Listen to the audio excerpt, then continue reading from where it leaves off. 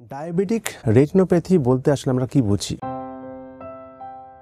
Diabetic শব্দটির সাথে আমরা সবাই পরিচিত, কিন্তু ডায়াবেটিক রেটিনোপ্যাথিটা সম্বন্ধে সবাই আমরা আসলে পরিচিত নই।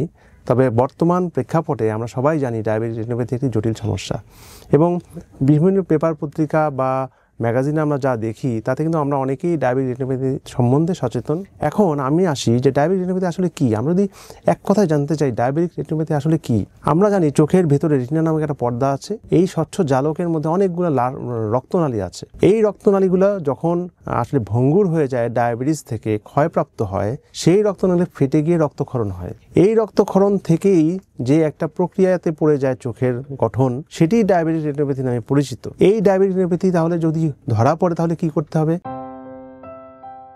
আমাদের অবশ্যই একজন চক্ষু ডাক্তার দেখাতে হবে।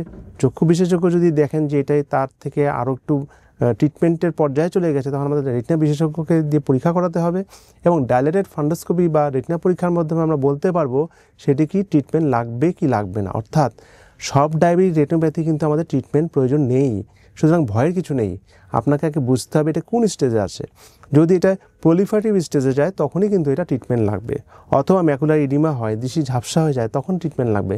অর্থাৎ সকল ডায়াবেটিক রেটিনোপ্যাথি ট্রিটমেন্ট লাগবে না। সুতরাং ভয় না পেয়ে আপনি কোন স্টেজে আছেন সেটি শুধু নির্ণয় করে নিন।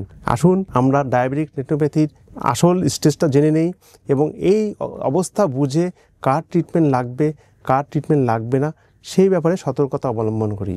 ধন্যবাদ।